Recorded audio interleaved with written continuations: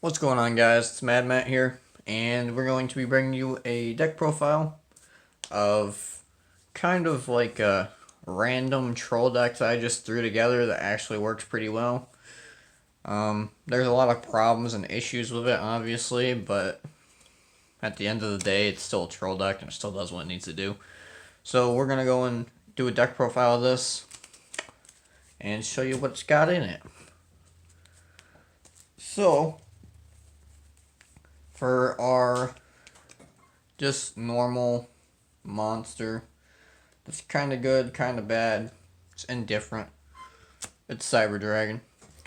Um, Everyone basically knows what he does, but if you don't know what he does, if your opponent has monsters and you don't, you can special summon one of these. So he's level 5, 2100 attack, and then he has 1600 defense. He's got a lot of different things you can actually go into with him via XYZs, fusions. I think he can go into synchro, but I'm not sure. Maybe like one synchro, if that. And then he's got a link as well. But we only play the XYZ and one of the fusions. So, yeah. Then we got a different deck, but still works in this. Ghost Trick Jack Frost. Now, if you guys don't know what he does, when your opponent tries to attack, declares an attack, you can negate it by putting him on the field from your hand. You get special summon to the defense, and then after his effect resolute or resolves of negating that attack, he goes into defense mode, face down. So he kind of like protects himself, and then it makes it so you can't get attacked as well. They have to be into him or something along the lines of him, or something just like ends battlefield or ends battle phase because they don't have anything left to attack with. So he's alright, and he's level 1, which is a big thing in this deck. Then we run 3 Battle Faders. Battle Fader is really good because it does basically the same exact thing as Jack Frost does, except that instead of negating one attack, it negates the whole entire battle phase. So it's pretty good, but it has to be a direct attack for him to do that. Then we run 2 Lava Golems to get that easy burn off because a lot of people play a lot of different cards that special summon and stuff like that. So they're definitely gonna have 2 or more monsters on the field, that's for sure. And then you can just trigger them off, put him on the field. Next turn, when it's their turn, they take 1,000. Pretty easy, and you can also make it so that he gets off the field pretty easy with his deck too. Then we run 2 Ascended of Thunder, so we can play around with our life points. You pay 3,000 life points, he gets special summoned to the field. If he gets destroyed by card effect or by battle, then you get 5,000 back. And he's a 2,700 attack, so that's pretty beefy. I mean, he's still easily gotten over because a lot of cards have a lot better attack than that, but and he, just has not really any protection at all, but you don't really want him to be protected because you can just get their free life points back. Then we run 2 Goblin Bergs, and this guy just says that you can, after he's normal summoned, special summoned a level 4 or lower monster from your hand, and after that, change this card to defense position. He has 0 defense, but if you're in defense, as long as they're not playing like some crazy Blue Eyes Chaos Max bullshit, then we'll be fine. Next card that we play 2 Engraver of the Mark. This card's pretty neat in the fact that it can destroy during your opponent's turn and during your turn. And then it also has the effect that if they declare one name, then you can basically take them off your hand, or take them from your hand, throw them away, and then it negates whatever they're trying to do. But that really doesn't get seen much because a lot of people don't really play decks that declare one name unless it's like, I don't know. I don't really know like any decks that I can even think of that come to mind that do that. But his other effect is that you can target one card in the field, just any card. And during the next standby phase, or the next end phase, they'll get destroyed. So even if he leaves the field, it still gets destroyed that next end phase, which is pretty good. Then we run 2 Marsh Macaron, or Marshmallow. And I think everyone knows what Marsh Malone does, but if you don't, when he gets attacked while he's face down, he gets flipped up, burns their opponent for 1,000, and also he can't be destroyed by battle. So it's kind of a good troll card. Then we run his brother Mash Macaron, which says when he gets destroyed, you can special summon one or more, up to two, because you can only run three in a deck. You can special summon up to two Mash Macaroons from your hand, deck, or graveyard. So this is just kind of a recycling, trying to stall with him. Excuse me. And then we have two Aroma Jars. Aroma Jar is pretty good too, because you can basically have the effect of what Marsh Malone has, that he can't be destroyed by a battle, but instead of inflicting damage, you take health points. So you get health points back by 500 for each end phase, which is pretty good. And also, he's level 1. Then we run our Scapegoat. Scapegoat just makes a whole bunch of tokens. When he's face down, he gets flipped. So you can get up to 4 tokens. And they're all level 1s. So, good thing to keep in mind. Then we run 2 of Card D, which a lot of people don't run this because it's too slow, but with the whole entire Goblin Burg into Card D, you can get 2 monsters out and you can get 2 free draw for just your turn. I mean, it's not super good, but if you lay down a few traps or whatever like that, and then you also have whatever you draw off of it, so you draw like a Jack Frost, you don't even need to play that on your turn, or you have a Battle Fader, you don't need to play that on your turn. So, you got a few cards that you can see and still be fine with because you can just stop whatever they're going to do next turn. We run 1 Chaos Sorcerer just for if we need to banish anything that's like, you can't get over and you have to banish it to get off the field. Like, can't be destroyed by battle, it can't be targeted by card effects. Or, not targeted by card effects, because he won't be able to do that, but destroyed by card effects and so on and so forth. Then he'll be able to banish it off. Then we run 1 Dino Wrestler Pancreatops. He's pretty good because you can just trip himself off, destroy 1 card in the field. I think everyone knows what Pancreatops does. We run, for spells, we run 2 Mystical Space Typhoons. Just destroys 1 spell or trap, doesn't negate anything. You play it on your turn or your opponent's turn. Just the old relevant card that still stands, because I don't have any Twin Twisters, and I'm not really trying to discard cards in this deck anyways, because nothing really goes from the graveyard and activates, so. We got 2 Pod Dualities. And this card says that you can draw 3, or you can reveal 3 cards, pick one of the cards, put it into your deck, the rest of them go into your deck. You cannot special summon the turn that you do this, but sometimes you don't need to, depending on what your hand is. Like I said, you could just negate the attacks for next turn. So you don't have to really actually worry about special summoning anything.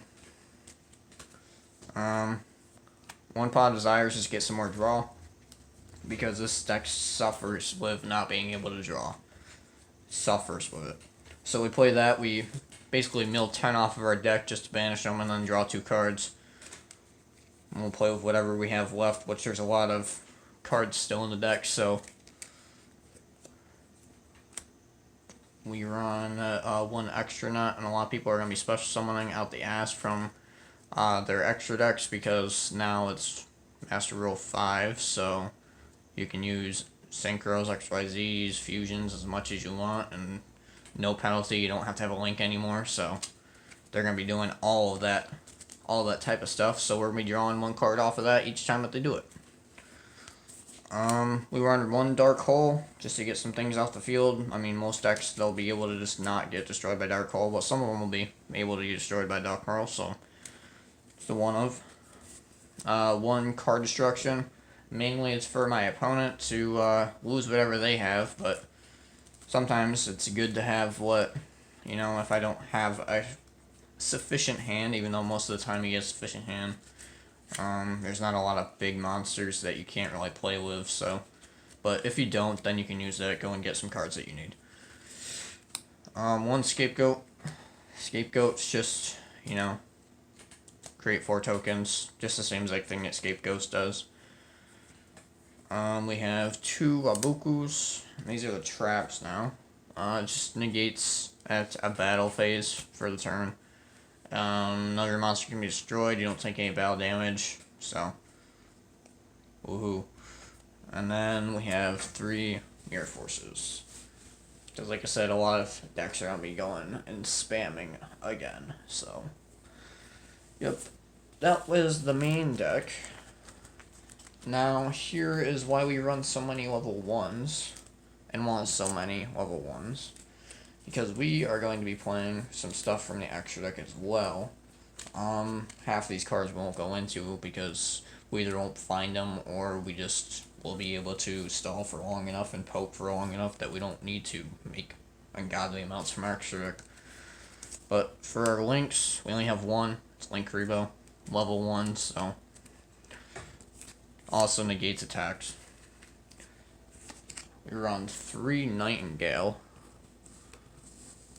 I gotta move these over a little bit. 3 Assembled Nightingales. This card says that she can attack up to the amount of materials that she has on her. So if you have 5 level 1s, you can get 5 times of attacking. She can attack directly, and if you detach any material off of her, just 1, she can't be destroyed by battle or card effect for that turn, so she can only be banished, really, or sent back into the deck. So she's kind of like a stall, and she's also like the biggest beater in the whole entire deck, considering that she can just, continuously poke for game. Oh yeah, also she gains 200 for each material that's on her. So she can get up to 1,000, and then she could poke for 5, so she does 5,000 in one turn. Which is pretty good. Anyways, we use another Lyricus, or I don't even fucking know. Radical Starling is what we'll call her, because that's her second name. She gains 300 attack and defense for each material that she's used on her. And then once per turn, you can detach 1 material from this card, add 1 level Winged Beast. That's not really important for us, but you can do it, I mean, if you really want to. And all damage that you take from battles involving this XYZ monster card, you send it to your opponent as well. So that's just another way to burn off some of those life points to your opponent. We play 1 Ghost Trick Dullahan, and he allows us to go and get Jack Frost if we need him. That's about it. You can change 1 card to cut its half, or cut its attack in half. So less than the strength of whatever you're fighting. We play 1 number 63 Shimoji Soldier. He has 2 effects on him, and he's only 2 level 1s. But his first effect is that at the start of your opponent's next standby phase, each player draws 1 card, so you get an additional card, and then you can make each player gain 1,000 life points. So it's a win and lose, but I normally just use his first effect so that I can get a draw off it, while my opponent also gets a draw off. Then we play number 26, Spaceway Octopass. He basically does the same exact thing as Ghost Dullahan does. So that's about it. He just cuts an opponent's attack in half.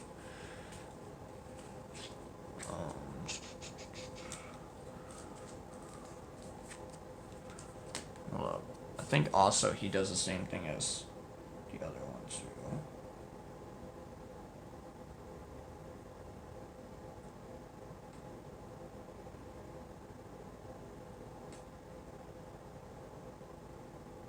Oh, okay, so, if a card does any, like, direct battle damage, then you can give that card to your opponent, which I really wouldn't want to do, but you can if you really want to. And then we have Cyber Dragon Nova, which allows you to bring back 1 Cyber Dragon monster, and he can also bump himself up to 4,200 if you banish 1. And then we have him, so we can go up into Infinity, which says that you can gain 200, I think it is 200 or 300 for each material that's on him. and each time that it's your turn, you can take one card, add it as material, and then you can also negate a spell, trap, or monster effect during any time. And then the last monster that we play is Chimera Tech, and he's here just to get anything out of their extra monster zone if they're using a link deck, or if they just decide that they want to put it up there in their extra monster zone. You link it all, or you fusion it off with your Cyber Dragons, and there you go. Then you got whatever you got for attack off of those two monsters, which I think it's 1,400 each monster, or 1,200. Yep, 1,200 each monster. So you can get up there if you use a lot of them, but normally it's just go into him, bring back one, go up into him, and then bring him out. Kind of standard play, but anyways, that is the deck profile for 2020 Troll deck. Now I know it's not the best, but it's also not the worst. And if you guys think of anything else that you could tell me to put in this, that would be greatly appreciated. For right now, this is probably what I'm going to keep it as, though, because as it stands, I haven't really been able to get any cards or anything like that. So, yeah. Anyways, this is Mad Matt 9955 signing out, and I hope you guys all have a fantastic day.